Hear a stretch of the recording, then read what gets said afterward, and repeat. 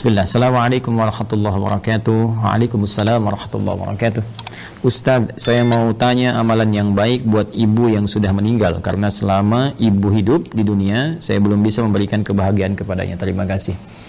Waalaikumsalam warahmatullahi wabarakatuh. Pertama izinkan saya turut berdoa mohon pada Allah Subhanahu wa taala semoga ibunda saudaraku akun Faisal Said diberikan rahmat oleh Allah Subhanahu wa taala, dilapangkan di alam kuburnya, diberikan cahaya oleh Allah Subhanahu wa taala, diterima amal-amal saleh beliau, dijadikan alam kuburnya bagian dari taman-taman surga yang dibentangkan oleh Allah, dan semoga kita semua dikumpulkan dalam kebaikan bersama beliau dan juga bersama Rasulullah sallallahu alaihi wasallam pada waktu yang telah Allah janjikan.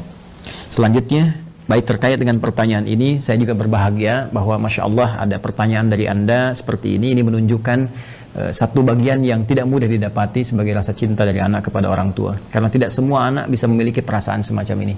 Maka berbahagialah ketika tumbuh nilai-nilai itu, kecintaan kepada ibunda yang memang sangat dimuliakan dalam Al-Quran. Ya, seorang ibu Masya Allah berapa kali mendapatkan keutamaan dalam Al-Quran, ya, seperti di Quran surah ke-31 misalnya di ayat ke-14, Quran surah ke-46 di ayat ke-15, bagaimana Allah melukiskan perjuangan seorang ibu sampai kita harus berbakti maksimal kepadanya, kan, sampai nanti puncaknya di Quran surah ke-17 ayat 23 ketika Allah menetapkan kita harus berbakti kepada Allah, setelah itu meletakkan bakti kepada kedua orang tua setelah pengabdian kita dan penghambaan kita kepada Allah Subhanahu wa taala. Dan diutamakan lagi ibu disebutkan 3 kali dalam hadis Nabi sallallahu alaihi wasallam ketika ada seorang sahabat bertanya, man abar, kepada siapa saya mesti berbuat baik? Maka Nabi menjawab, ummak, kepada ibumu. Qala thumma man, kemudian kepada siapa? Qala ummak, kepada ibumu. Qala thumma man, kemudian kepada siapa? Qala ummak, ibumu. Baru kemudian yang keempat disebut abak. Ya, bukan berarti dalam konteks ini ayah misalnya tidak punya prioritas, tidak, tapi ini ingin menunjukkan bagaimana keutamaan seorang ibu yang memiliki keistimewaan di hadapan Allah dan Rasulnya. Pun demikian ayah pun nanti punya keutamaan dalam konteks yang terpisah. Dari sini Nabi memberikan bagaimana isyarat kepada para sahabat, ya ridwanullah alaihim jami'an, untuk berbakti kepada ibundanya. Ya, dalam keadaan hidup misalnya, kalau Anda buka kitab Al-Adabul Mufrad karya Al-Imam Al-Bukhari, dikisahkan bagaimana seorang yang berjuang sudah berangkat ke medan jihad, dilaporkan oleh kawannya, ya ibunya sedang menangis. Ya, karena belum bisa melepas kepergiannya pada saat itu, belum ketemu chemistry-nya. Ya, maka Nabi memanggil kemudian si anak muda ini, yang dipanggil oleh Nabi, maka Nabi katakan kepadanya, idhab, ya irji' ila ummik, bermakna pergilah kembali, pulang kepada ibumu, buat dia tertawa sebagaimana engkau telah membuatnya menangis. Buat dia tertawa sebagaimana engkau telah membuatnya menangis. Ini para ulama mengomentari bagaimana kedudukan seorang ibu sampai jihad berbakti kepadanya dalam keadaan hidupnya, membahagiakannya, memuliakannya, ya itu diutamakan bahkan melebihi jihad dalam medan perang jika ada kemudian hal-hal yang menuntutnya secara syar'i. Al-Imam Ali bin Abi Thalib karramallahu wajhah, ya, mengomentari statement Nabi sallallahu alaihi wasallam ketika menyebutkan 3 kali ummak, ibumu. Maka dikomentari oleh beliau, karena ibu memiliki 3 keistimewaan yang tidak didapati oleh ayah. Yang pertama, ibu yang mengandung, ayah tidak mengandung. Yang kedua, ibu melahirkan, ayah tidak melahirkan. Yang ketiga, ibu menyusui, ayah tidak menyusui. Dengan 3 keutamaan ini, Nabi kemudian memberikan gambaran ibumu. Ada komentar yang lain bahwa ketika orang ini bertanya, maka peluang terbaiknya untuk berbakti ada kepada ibunya. Sehingga Ibnu Abbas radhiyallahu taala anhuma ketika didatangi oleh seseorang di masa beliau menjadi mufti, ya, aku punya persoalan, aku punya maksiat yang cukup tinggi aku kerjakan, bagaimana cara bertobat kepada Allah Subhanahu wa taala? Ibnu Abbas kemudian berkata, apakah engkau masih punya ibu? Ya, kata orang ini, ya aku masih punya ibu. Maka kata Ibnu Abbas radhiyallahu taala anhuma, pergilah engkau pulang, ya, kemudian layani ibumu, bahagiakan ibumu, ya, dan berbuat baiklah kepada ibumu. Orang ini bertanya, kenapa engkau berfatwa demikian, kan? Dia tidak menyuruh misalnya saya maksimalkan salatnya, maksimalkan misalnya sedekahnya, tapi yang diutamakan ke ibu. Karena kata Ibnu Abbas radhiyallahu taala anhuma, saya tidak melihat yang lebih utama untukmu saat ini kecuali yang itu. Inilah bagaimana kejeniusan Ibnu Abbas radhiyallahu taala anhuma, karena memang dalam narasi-narasi ayat-ayat Al-Qur'an firman Allah Subhanahu wa taala, kedudukan membahagiakan berbakti kepada ibunda itu langsung ditempatkan oleh Allah Subhanahu wa taala setelah penghambaan kita kepada Allah.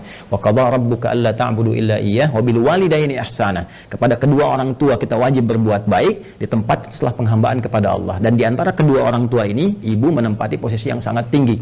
Wassaynal insana biwalidayhi hamalathu ummuh. Jadi ketika 2 ini disebutkan, kata Allah di Quran surah 31 di ayat ke-14, dan kami wasiatkan kepada kedua ke seluruh anak-anak itu untuk berbakti kepada kedua orang tuanya. Siapa di antara mereka kalau mau didahulukan? Ya hamalathu ummu, maka prioritaskan ibumu dulu, ya kan? Ayah juga kita hormati, ya kita istimewakan, tapi ibu di sini dalam konteks kita ada pertanyaan, ibu mendapatkan kedudukan yang sangat luar biasa. Demikian di Quran surah ke-46 ayat 15. Nah, ini yang paling menarik dalam konteks kehidupan. Allah, Rasulullah SAW meminta kita memaksimalkan, orang banyak berbuat baik, tapi tidak sedikit orang-orang yang bisa memaksimalkan itu setelah ibunya wafat. Dan Anda termasuk yang dianugerahi oleh Allah Subhanahu wa taala kemampuan, keinginan dan azam untuk berbuat baik ibu walaupun telah wafat. Maka berbahagialah. Di antara caranya ada yang Nabi SAW sampaikan, bahkan disebutkan dalam hadis riwayat Muslim sampai dengan 9 lafaz. Saya sebutkan hadisnya, qala Rasulullah sallallahu alaihi wasallam, idza matal insanu atau idza matal abdu. Ya, kata Nabi SAW, jika seorang manusia yang biasa beraktivitas. Jadi insan itu, kata insan disebutkan 65 kali dalam Al-Quran, menunjuk pada term manusia dengan totalitas aktivitasnya. Jadi kalau terkait dengan nafsunya, tampilan fisikalnya disebut dengan bashar, 35 kali disebutkan dalam Al-Quran. Jika terkait dengan sifat-sifat lembutnya, harmoninya, yang berbeda dengan jin, ya, dari penampakan dan ghaibnya, itu disebut dengan al-ins. 18 kali ins dan jin dipasangkan dalam Al-Quran. Kemudian ada lagi menyebut sifat sosialnya an-nas, setidaknya 241 kali kurang lebih disebutkan dalam Al-Quran. Jika menyebut asal genetiknya disebut dengan Bani Adam, disebutkan 7 kali dalam Al-Quran. Nah, kalau disebutkan insan, al-insan 65 kali disebutkan dalam Al-Quran, itu menunjuk kepada totalitas aktivitas. Jadi saat mulai bangun tidur sampai tidur lagi. Nah, kata Nabi, idza matal insanu, jika manusia yang biasa beraktivitas dari mulai bangun tidur sampai tidur lagi, dari bangun sampai tidur lagi, kemudian meninggal, wafat. Ya, di kalimat pertama ini, pembuka hadis ini ingin memberikan kesan kepada kita bahwa mohon maaf sekali, sepadat-padat apapun kita beraktivitas, pada akhirnya meninggal juga. Pada akhirnya wafat juga. Karena itu pembuka hadis ini memberikan satu pengingat yang sangat penting kepada kita. Jangan lupa, awas, jangan lalai bahwa satu saat kita akan pulang kepada Allah. Apa yang kemudian ingin dipertaruhkan di dunia ini sampai Anda lupa mengerjakan ibadah, berangkat gelap, pulang gelap, demi harta tidak seberapa yang kalau didapat kemudian meninggal juga belum tentu dipakai, sampai berselisih, sampai bertarung, sampai ada yang saling menyingkirkan, menyungkurkan, bahkan mohon maaf sekali menumpahkan darah. Waliyadzubillah. Allah, berlindunglah kepada Allah Subhanahu wa taala. Berlindunglah. Karena apapun yang Anda dapatkan saat di dunia, satu saat akan ditinggalkan. Jika bukan Anda meninggalkan dunia, maka dunia akan meninggalkan Anda. Satu saat kita akan wafat. Dan bila seorang manusia telah wafat yang biasanya beraktivitas, ya, in qata'a sa'iru amalih, maka akan terputuslah semua aktivitasnya itu. Peluang dia mengumpulkan nilai-nilai kebaikan. Karena rumus kebaikan dalam Islam itu dengan konteks kehidupan akhirat yang telah kita selesaikan dunianya dan berpindah kepada dimensi lain, ya, barzakh kemudian akhirat, maka Al-Quran memberikan wawasan kepada kita, dan dengan wawasan ini kita diminta untuk mengumpulkan dan menyiapkan bekal terbaik. Ya, gambarannya kan seperti ini. Ini kan dunia, ya, yang saat ini kita sedang beraktivitas. Kemudian setelah itu kita pindah ke barzakh, pemisah. Ya. Kemudian akhirnya akhirat. Ini akhirat, ya. Ini yang terakhir. Akhirat. Ini ad-dunya. Kemudian ini barzakh. Bainahuma barzakhul la yabghiyan. Demikian di surat Ar-Rahman, ya. Nah, ini kan hakikat kehidupan kita di sini. Ini tujuan akhirnya. Ya, akhir kehidupan, karena itu disebut dengan akhirat. Sekarang kita ada di sini. Ya. Tempat beraktivitas sementara. Karena ini sifatnya sementara, maka semua yang ada di sini pun di sini, ya, sifatnya sementara. Ya, mohon maaf, usia kita ini sifatnya sementara, tidak abadi. Ya, hanya sementara saja. Dibatasi dengan apa yang disebut dengan ajal namanya. Ya kan? Jadi begitu ajalnya tiba, maka selesailah kemudian usia kita. Ini, batasan ini, contohnya misalnya di Quran disebutkan di surah ke-7 Al-A'raf di ayat 34.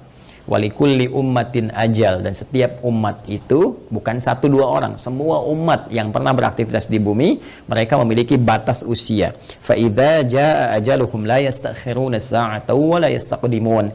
Jika telah tiba ajalnya, maka tidak akan pernah bisa dimajukan atau dimundurkan. Pada saat itu berhenti, selesai. Ya, berhenti dan selesai, akan didatangi oleh maut namanya. Ya, maut. di Quran surah ketiga Ali Imran di ayat 185. Kullu nafsin dha'iqatul maut. Maka maut datang ya untuk sudah menerapkan perintah Allah Subhanahu wa taala sesuai dengan batas ajal ini dan mengambil kembali untuk memindahkan kepada dimensi berikutnya. Yang bertugas membawa maut ini nanti ada bahkan satu malaikatnya khusus spesifik disebut dengan malakul maut ya di Quran surah ke-32 di ayat yang ke-11 ya paling kanan agak ke bawah. Qul yatawaffakum malakul mautil ladzi wukkila bikum. Ya, katakan Muhammad SAW bahwa setiap yang hidup itu akan didatangi oleh malakul maut. Jadi ada malaikat khusus ya yang ditugasi untuk membawa maut. Maka kalau ini sudah tiba, maka selesai ajal. Nah, maka yang biasanya kita ini beraktivitas, aktif, bekerja dengan segala yang kita dapatkan dalam kehidupan dunia. Mohon maaf, bidangnya mungkin beragam, ya.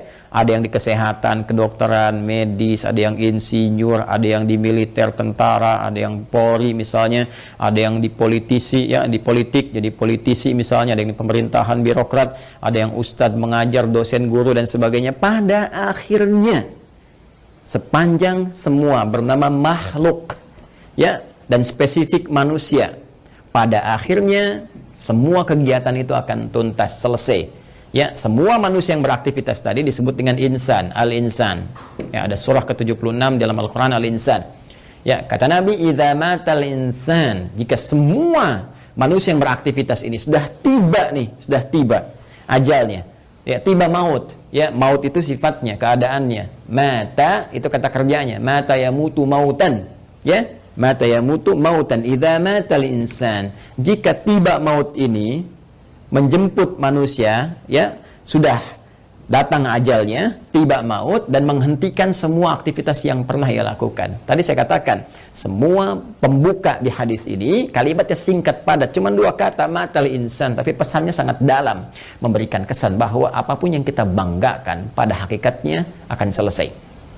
Apapun yang kita tonjolkan dalam kehidupan pada hakikatnya akan selesai. Apakah harta benda yang kita tampilkan, apakah kedudukan yang kita tonjolkan dan sebagainya, semua akan tuntas selesai dengan tibanya maut. Ya, karena sifatnya kehidupan kita di dunia ini sementara, maka usia pun sementara, bekalnya pun sementara. Silakan Anda kumpulkan sampai banyak bermewah-mewah misalnya, mohon maaf, kendaraan banyak yang mewah, pakaian mewah, pada akhirnya meninggal nggak dibawa. Ya, alam kubur itu tempatnya hanya setempat seukuran jasad kita saja. Nggak ada seukuran rumah Anda, seukuran mobil Anda untuk memasukkan semua aset Anda. Tidak selesai, kawan. Karena itu sering-kali sering-sering merenung. Pada akhirnya, apa sih yang mau dicapai di kehidupan dunia ini? Kalau kita memang akan berpindah. Dan setiap tempat yang disinggahi, fitrahnya membutuhkan bekal. Ya, Anda saja di dunia, saya sering katakan, dalam konteks kehidupan dunia saja, misal, saat ini saya ada di Bekasi misalnya, ya kan? Saya akan pergi di satu provinsi yang sama, ya. Misalnya ke Bandung lah, sama-sama Jawa Barat misalnya. Atau ke tetangga ke Jakarta misalnya. Ya. Ini kita ke Jakarta saja yang jaraknya tidak terlampau jauh, mesti punya bekal. Ke Bandung mesti punya bekal. Apatah kalau saya ingin ke Sumatera, kalau saya ingin ke Papua, atau saya ingin keluar Indonesia misalnya, pasti harus punya bekal. Mustahil berpindah tempat, ruang, dan waktu tanpa bekal memadai yang kita bawa. Itu mustahil. Ya, nah kalau dalam konteks keduniaan saja mesti punya bekal, maka bagaimana dengan dimensi yang berbeda? Dunianya kita tinggalkan. Ini kan kalau dari sini masih ke Malaysia masih dunia, ya kan? Ke Amerika masih dunia. Ini sekarang kita meninggalkan dunia. Bahkan pengumuman disampaikan telah meninggal dunia. Artinya meninggalkan dunia, maka mutlak mesti punya bekal. Dan di dalam konteks keduniaan saja bekalnya bisa beda. Saya pergi ke Arab, di Arab mungkin kulturnya beda, makanan pokoknya tidak sama, maka bekal yang dibawa pun akan menyesuaikan dengan itu. Sekarang kalau dalam konteks kehidupan dunia saja, bekal di satu tempat bisa berbeda, maka apalagi dengan dimensi yang berbeda. Mesti ada bekal untuk hadir ke sini. Ya. Di saat kita bawa ke sini, semua bekal dunia tanggal, yang dunia ini hilang. Ya, karena beda tempat. Sekali lagi, apa yang kita bawa di sini, kita bawa rupiah dari sini. Apakah akan laku dibawa di Amerika? Ya, laku misalnya dibawa di Kanada, laku dibawa di Jerman dan sebagainya. Belum tentu. Belum tentu, kita harus tukar dulu gitu kan? Atau barangkali belum berlaku misalnya dan seterusnya. Boleh jadi. Nah, sekarang kita akan pindah tempat, dimensi berbeda. Apa yang harus kita bawa? Apa yang harus kita siapkan di dunia ini? Ya, sehingga kita bisa bawa saat berpindah ke alam barzakh ini sebagai persiapan menuju akhirat. Ya. Maka tiada lain, rumusnya lanjutkan hadisnya, in qata'a sa'iru amalih, maka terputus semua peluang amalnya. Ya, pertama amal. Nah, amal. Amal itu masih umum. Amalan itu masih umum, semua perbuatan manusia yang akan dipertanggungjawabkan di hadapan Allah disebut dengan amal namanya. Ya, faman ya'mal mithqala dzarratin khairan yarah wa may ya'mal mithqala dzarratin syarran yarah. Ya, jadi semua perbuatan kita dari bangun tidur sampai dengan tidur lagi itu disebut dengan amal. Nah, ini kalau sudah meninggal, mata, datang maut, ya, terputus semua amal, aktivitas selesai. Ya. Ah, cuma diberikan kemudian gambaran kepada kita, ada amal ini yang saat dikerjakan itu dicatatkan punya nilai. Yang nilai ini menjadi bekal yang akan dibawa ke dimensi selanjutnya, ke ruang selanjutnya setelah kita wafat. Singkatnya dibawa ke alam barzakh, bahkan sebagai bekal menuju akhirat. Dan ini bisa kita siapkan saat di dunia. Ya, apa nama amalnya? Ini yang disebut dengan amal saleh. Ya, jamaknya disebut dengan salihat. Amal saleh, jamaknya apa? Salihat. Ya, jadi amal ini ada yang netral, umum, kan? Nah, ini amal yang saat dikerjakan punya nilai untuk dibawa pulang menghadap Allah dan dibawa bekalnya ke tempat dimensi berbeda di barzakh sampai dengan ke akhirat disebut dengan saleh. Jamaknya disebut apa? Salihat, ya. Singkatnya, setiap perbuatan yang dinilai sebagai ibadah oleh syariat. Ya, jadi setiap perbuatan kalau kita kerjakan diniatkan sebagai ibadah, maka itu namanya amal saleh. Jelas ya? Baik, jamaknya disebut dengan apa? Salihat. Ya, muncul Quran surah ke-103 misalnya Allah firmankan, ya, di surat Al-Asr, wal 'asr innal insana lafi khusr illa alladzina amanu wa 'amilus shalihat. Nih, ya, wal 'asr, demi waktu, momentum, ya, yang Allah berikan kepada setiap manusia untuk beraktivitas. Nih, dikasih kesempatan dari pagi, kan, bahkan dari bangun tidur sampai tidur lagi silakan beraktivitas. Tapi kalau aktivitasnya cuma mengejar dunia saja, kata Al-Quran berpotensi rugi. Karena saat dia meninggalkan dunia, fakir, dia nggak punya bekal. Ya, ada di antara mereka yang cerdas. Mereka beraktivitas, mengerjakan dunia. Bahkan kaya dalam kehidupan dunianya. Kaya, mobil punya, kendaraan cukup baik, di rumah baik juga, Masya Allah. Tapi yang paling menarik, mereka juga punya persiapan-persiapan akhiratnya. Apa itu? Illalladzina amanu wa amilus shalihat. Ya, kecuali orang-orang yang cerdas, mereka beriman, yakin di antara keimanan mereka selain iman kepada Allah, iman kepada Rasulullah, mereka pun yakin iman tanpa ragu ada kehidupan setelah wafat. Ya, makanya rukun iman kan ada 6. Ya, rukun iman yang kelima kan apa? Iman pada hari akhir.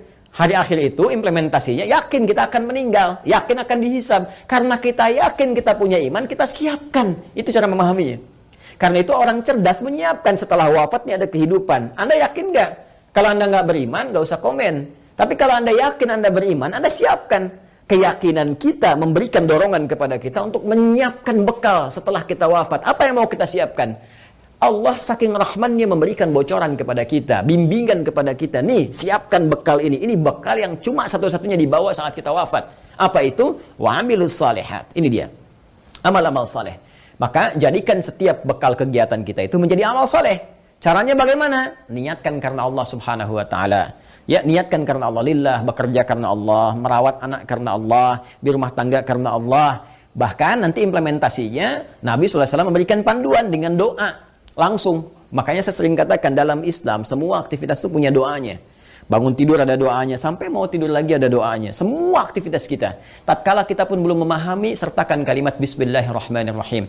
Kullu amrin dzibalin la yubda'u fihi Bismillahirrahmanirrahim fahuwa abtar au a'ta'. Setiap perbuatan baik yang tidak disertakan Bismillahirrahmanirrahim, karena Allah, Bismillah, saya kerjakan ini karena Allah.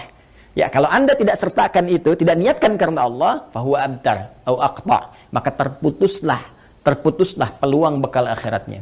Kalau Anda kerjakan, misal saya mau nulis nih Bismillahirrahmanirrahim atau singkat Bismillah misalnya, kan, saya niatkan karena Allah supaya tulisan ini punya manfaat. Supaya tulisan ini punya nilai di hadapan Allah. Maka begitu saya tuliskan, misal, ya, ini saya tuliskan bekal dunia amal saleh misalnya. Saya tuliskan karena Allah, lillah, supaya kita bisa pahami ini semua. Maka pekerjaan amal saleh ini, amilus salihat, ketika kita niatkan karena Allah, diberikan nilai oleh Allah. Nilai itulah yang disebut dengan hasanah namanya. Hasanah. Hasanah. Ini dia. Hasanah. Nah, berapa nilainya? Berapa poinnya? Disampaikan dalam Quran surah ke-6 Al-An'am di ayat 160. Man jaa'a bil hasanati falahu asyru amthaliha. Siapa yang mengerjakan kebaikan, diniatkan sebagai ibadah karena Allah, menjadi amal saleh, maka dia punya poin hasanah. Setiap satu kebaikannya dicatatkan langsung 10 nilainya. Ini nilai terendahnya, 10. Ya 10. 10 itu hitungannya bukan 1, 2, 3, 4, tidak. Dalam pandangan Allah berbeda cara menghitungnya. Di hadis Muslim, datang ke masjid saja, dia kan baru datang untuk niat ibadah dapat 25. Satu kedua 500 tahun, dua ketiga 500 tahun, demikian seterusnya. Dan ini poin yang paling kecilnya. Nanti ada kalau infak bisa berapa, gitu kan? Nanti ada kalau baca Al-Quran bisa berapa, lebih banyak lagi. Nah, itu yang disebut dengan hasanah. Karena itu sering kita berdoa di Quran surah kedua Al-Baqarah di ayat ke-201. Wa minhum may yaqulu rabbana atina fid dunya hasanah wa fil akhirati hasanah wa qina azabannar. Dan di antara mereka banyak yang berdoa kepada Allah, ya Allah, mohon bimbing kami untuk mengerjakan semua kegiatan dunia punya nilai akhiratnya hasanah. Dan di akhirat bisa dilihat hasanah itu, ya Allah, sehingga mengantarkan kami pada rahmat-Mu dan memasukkan dengan rahmat itu ke dalam surga-Mu, ya, berjumpa dengan Rasulullah sallallahu alaihi wasallam. Amin. Kan? Nah, kalau seorang meninggal terputus semua peluang ini. Ya, jadi nggak bisa mengerjakan hasanah lagi. Tapi ada rahasia. Kata Nabi, ada 3 amalan yang kalau dikerjakan, Masya Allah, ini yang sudah meninggal nggak bisa ngerjakan lagi, tapi hasanahnya tetap mengalir, pahalanya tetap mengalir, ngalir. Dan di antara yang 3 itu Nabi menyebutkan, perhatikan kalimatnya, idza matal insanu aw idza matal 'abdu in qata'a sa'iru 'amali illa min 3, ya, atau illa min 3. 1, shadaqatin jariyah. Sedekah jariyah. Ya. Nah, ini kalau kita gali lagi, ini lebih panjang lagi nih. Ya, mohon bersabar ya teman-teman sekalian. Ya, sedekah itu adalah setiap kebaikan yang mampu kita kerjakan. Kullu ma'rufin sedekah. Semua jenis kebaikan yang mampu kita kerjakan. Nah, sedekah dibagi pada 2 bagian. Bagian yang pertama yang tidak mengalirkan pahala abadi untuk kita. Maksudnya kalau kita wafat selesai. Yang kedua, kalaupun kita wafat, pahalanya tetap mengalir. Seperti apa yang dimaksudkan 2 keterangan ini dan bagaimana saudara kita, ya, Faisal, semoga Allah rahmati beliau dan ibundanya serta keluarga besarnya bisa memaksimalkan ini untuk memberikan yang terbaik pada ibundanya. Nanti kita lihat setelah menunaikan salat Isya berjamaah. Mohon izin kembali kita lanjutkan bahasan kita, bahwa pertama dari akun Faisal Said tadi menanyakan sebelum Isya, beliau berkenan menginginkan adanya satu amalan yang bisa dipersembahkan untuk ibundanya yang telah wafat dan ingin membahagiakan beliau dalam keadaan saat ini. Bagaimana, apakah ada bimbingan dalam Al-Quran ataupun hadis-hadis Nabi Sallallahu Alaihi Wasallam? Tadi telah kita buka, telah kita sampaikan dengan begitu mendetil bahwa Al-Quran memberikan peluang terbaik bagi seorang anak ataupun anak-anak yang ingin berbakti kepada kedua orang tua, khususnya ibundanya tercinta. Baik itu saat masih ada bersama beliau ataupun juga telah meninggalkan bagian dari keluarganya. Di antara amalan-amalan itu, Nabi SAW memberikan gambaran kepada kita dalam salah satu sabdanya, dan bahkan disebutkan tadi saya katakan hampir 9 lafaz dalam Imam Muslim. Ya, Nabi SAW menyampaikan, qala Rasulullah SAW, idza matal insanu, jika manusia yang telah beraktivitas itu dari mulai bangun tidur sampai dengan tidur lagi, kedatangan maut, ya, tiba kemudian ajalnya, in qata'a sa'iru amalih, maka dengan wafatnya itu, dengan datangnya maut itu, terputuslah kemudian seluruh peluang aktivitas-aktivitas yang telah ia kerjakan, yang sebelumnya telah ia tenun. Sudah tidak ada lagi kesempatan. Maka karena tidak ada kesempatan beraktivitas lagi, di antara peluang untuk mencari bekal untuk pindah ke alam barzakh sebagai persiapan menuju akhirat pun terputus sudah. Ya, karena amal itu telah kita tadi uraikan dibagi pada 2 bagian. Ya, ada yang tadi objektif umumnya, kemudian dibagi 2, ada yang disebut dengan amal saleh, yaitu amal-amal kebaikan yang dinilai sebagai ibadah jika dilakukan karena Allah Subhanahu wa taala, dan dia punya poin yang disebut dengan hasanah itu. Bila ada satu perbuatan menjadi hasanah, maka dia punya 10 poinnya. Ya, Quran surah ke-6 Al-An'am ayat 160 seperti telah kami tuliskan sebelumnya, man jaa'a bil hasanati falahu asyru amthaliha. Ya, maka siapapun yang mampu menenun kebaikan menjadi hasanah, punya nilai ibadah, maka dia punya poin 10. Ya, 10 tadi kami sampaikan saat sebelum Isya, bahwa jangan dihitung 1, 2, 3, 4, 5, karena Allah punya hitungan tersendiri yang nilainya jauh dari apa yang kita gambarkan. Nah, teman-teman sekalian, itu batas minimalnya. Ya, apalagi nanti kalau kita kemudian tenun dengan amal-amal lain yang punya nilai yang lebih banyak lagi, seperti infak, bacaan Al-Quran, dan sebagainya. Ada lagi amal yang kedua nanti amal sayyi, ya, jamaknya sayyiat, sayyiat. Nah, ini amal-amal yang didesain bersumber dari nafsu atas bisikan-bisikan setan. Ya, paradoks dengan amal soleh tadi. Makanya sering saya katakan ada amal soleh, ada amal salah. Yang baiknya amal saleh, yang jeleknya amal salah. Amal salah ini sepanjang kita hidup mesti kita koreksi, kita benarkan, ya, lewat jalur yang disebut dengan taubat. Ya, supaya dengan jalur taubat ini dihapus nanti yang jelek-jeleknya sebelum kita wafat, ya dihapuskan catatannya, diperbaiki kemudian oleh amal-amal kita atas petunjuk dan izin Allah Subhanahu wa taala. Kita tutup itu dan isi dengan hal-hal yang baik sehingga di ujungnya, di ujung kematian kita menjadi baik. Itu yang disebut dengan husnul khatimah. Khatimah itu penutup, husnul itu baik, ya, penutup yang terbaik. Maka ketika kita sudah tutup dengan taubat, berkenan Allah menghapuskan amal-amal jelek ini sehingga yang terbawa yang baik-baiknya saja saat menghadap kepada Allah Subhanahu wa taala. Kalau ini tidak terjadi, nanti di hadis Muslim riwayat sahabat Abu Hurairah radhiyallahu taala anhu akan disebutkan oleh Nabi sallallahu alaihi wasallam, maka setiap amal yang saleh akan menutup yang salahnya. Ya, misal nanti yang ini salat, yang ini misalnya senang bikin hoax, maka yang salatnya akan menutup perbuatan hoaxnya. Yang ini misalnya puasa, yang ini senang berselisih, maka yang puasa akan menutup selisihnya. Demikian seterusnya sampai ditimbang nanti. Bahkan ada orang yang bangkrut disebut dengan muflis, ya, disebut dengan muflis. Jadi begitu habis amal salehnya, masih ada amal salahnya, maka bangkrut dia karena nggak punya lagi penutup. Ya, habis modalnya ini, tersisa keburukannya, maka diambillah kejelekan orang-orang dizalimi, ditimpakan kepadanya, dilemparkan ke neraka. Itu yang disebut dengan muflis. Waliyadzubillah, kita berlindung kepada Allah Subhanahu wa taala dari perbuatan tadi. Nah, sekarang ada orang yang telah wafat, nggak bisa mengerjakan amalan lagi, tapi apakah dia berpeluang masih mendapatkan baik balasan-balasan pahala, ya, transfer pahala kebaikan? Karena kalau sudah di alam barzah, kita nggak bisa kirim makanan, kita nggak bisa misalnya kirim perhiasan, kita nggak bisa kirim kebutuhan dunia, karena dimensinya beda, ruangnya sudah lain, alamnya sudah berbeda. Yang harus kita kirimkan kepada mereka adalah bekal real yang mereka butuhkan. Nah, kata Nabi, ada 3 peluang yang mungkin didapatkan oleh mereka yang telah wafat, ya, walaupun mereka telah meninggal dunia dan tidak beramal lagi. Yang pertama tadi telah kita singgung, sedekah jariyah. Ya, sedekatin jariyah, yaitu amal-amal kebaikan yang pahalanya tetap mengalir. Ya, saya ulang, amal-amal kebaikan yang pahalanya tetap mengalir. Jadi, pertama, teman-teman, sedekah ini adalah gambaran dari semua perbuatan-perbuatan baik. Ya, dalam fikih disebut dengan kullu ma'rufin sedekah. Semua perbuatan baik yang mampu dikerjakan itu disebut dengan sedekah. Karena itu zakat dalam Al-Qur'an disebut juga dengan sedekah. Ya, khudz min amwalihim sedekah. Ambil dari zakat yang telah masuk, ya, nisabnya, haulnya, ambil itu, ya, sebagai bagian dari perbuatan baik. Sedekah yang membuktikan kebenaran iman. Jadi sedekah itu bisa diartikan pembuktian kebenaran, sesuatu yang baik, sesuatu yang jujur, dan nilai-nilai kemuliaan. Itu diantara makna sedekah.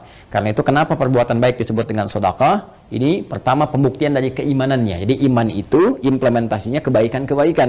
Untuk membuktikan kita beriman, maka diminta oleh Allah kepada kita semua membuktikan lewat amalan baik. Karena itu lisan diminta berkata baik, tangan bekerja baik, kaki melangkah pada yang baik. Itu pembuktian iman. Karena itu orang beriman mustahil berbuat yang tidak baik. Karena itu kata Nabi, la yasrikul mu'min, indama yasrik fahuwa mu'min. Mustahil orang beriman itu korupsi, orang beriman itu mencuri. Ketika mencuri ada iman dalam dirinya. Maksudnya Nabi mempertanyakan, imannya kemana sampai bisa mencuri? Imannya kemana sampai bisa berbuat maksiat, kan? Jadi iman itu akan mendorong kita berbuat baik. Karena itu semua perbuatan baik disebut dengan apa? Sedekah. Nah, perbuatan baik yang disebut dengan sedekah ini dibagi 2 bagian. Ya, dibagi 2 bagian.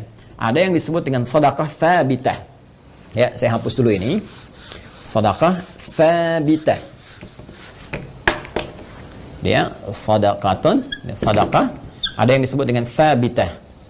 Ya, tsabitah itu sudah yang tetap, berhenti gitu kan? Atau waqifah, berhenti sampai di situ.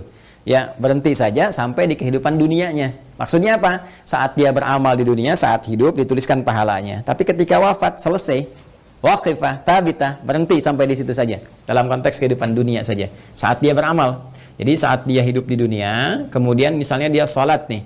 Ya, si A misalnya salat. Kemudian dia ketika menunaikan salat kan dituliskan pahalanya. Ya, ketika ikhlas tunaikan, tuliskan pahala. Misalnya dapat pahala sekian, kan? Nah, ketika dia meninggal dunia, wafat ini, sudah. Karena nggak bisa sholat lagi, nggak ada lagi catatan amal pahala mengalir. Ya, sudah selesai sampai di situ. Selesai, terhisab sampai di situ. Karena selesai, tetap di situ disebut dengan thabit atau waqifah, berhenti sampai di situ. Ya.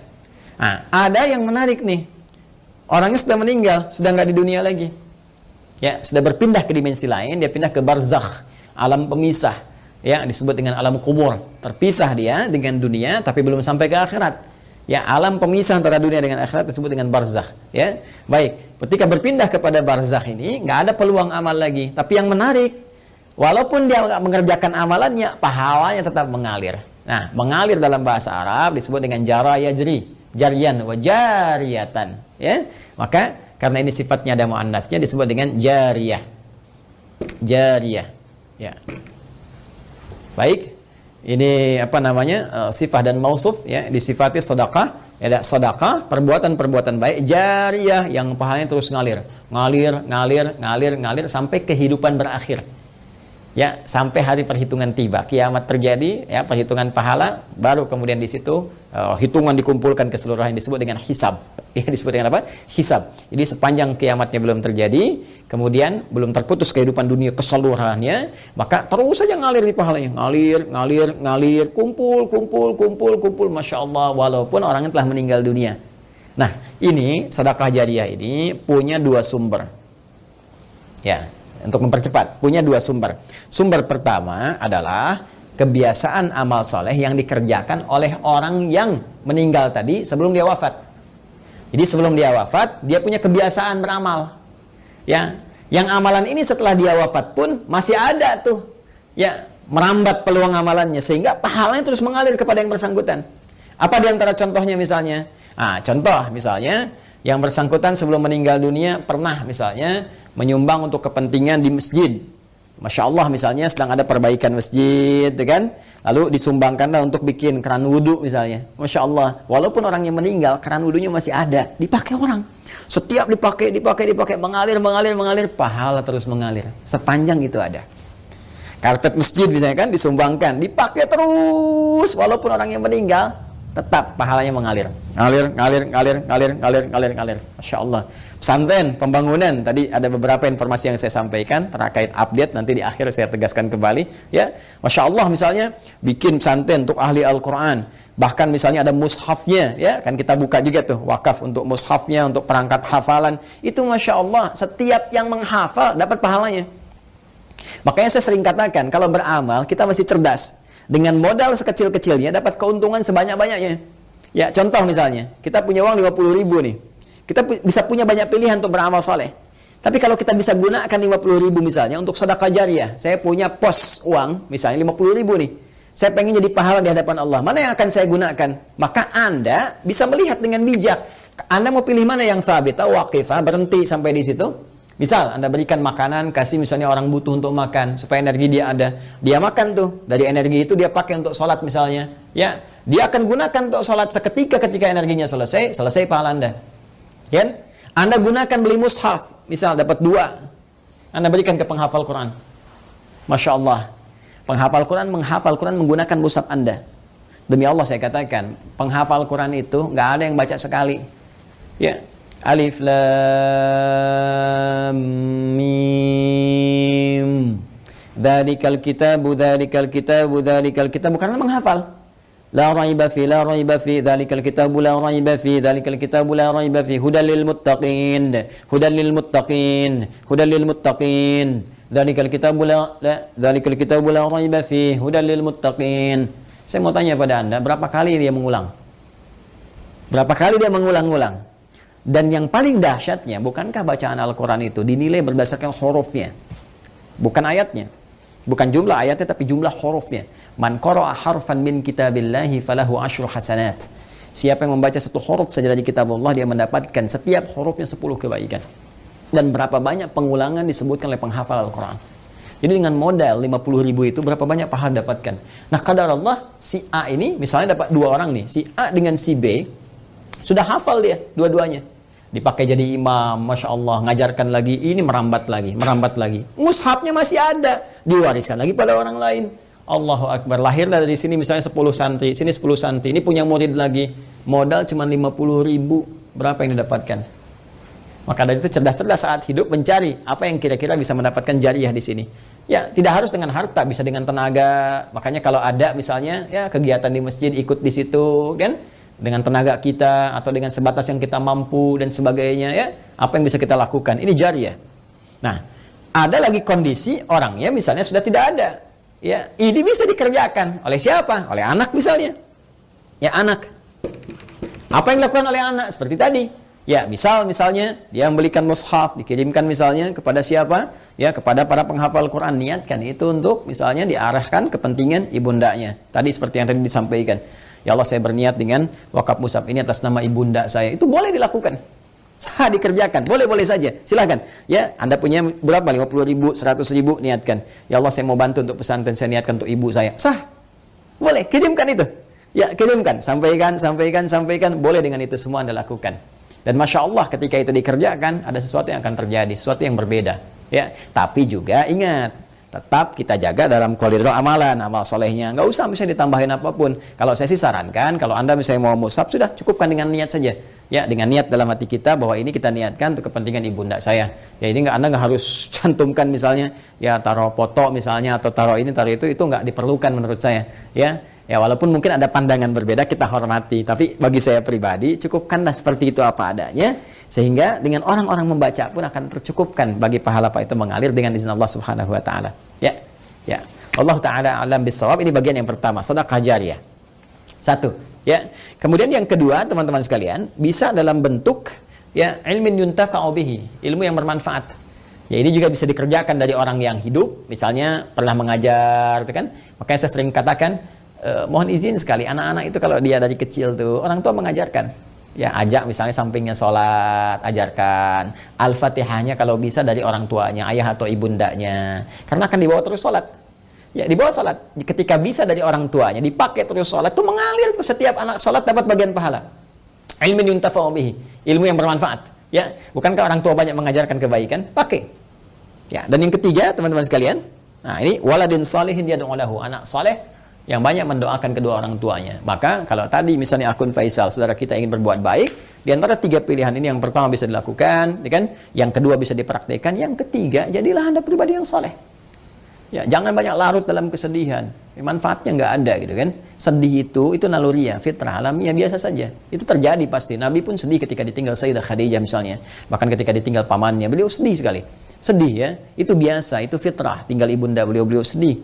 Ya, namun apa yang harus dilakukan oleh kita? Kita alihkan kesedihan itu menjadi sebuah energi yang positif yang mengantarkan kebahagiaan pada orang yang telah meninggalkan kita. Maka caranya apa? Perbaiki pribadi kita menjadi saleh. Ya, jadi anak yang saleh, yang disukai oleh Allah Subhanahu wa Ta'ala. Mulai rubah tampilan kita, tunaikan salat dengan baik, rajin membaca Al-Quran, bekerja dengan baik, yang halal jauhi yang haram-haram.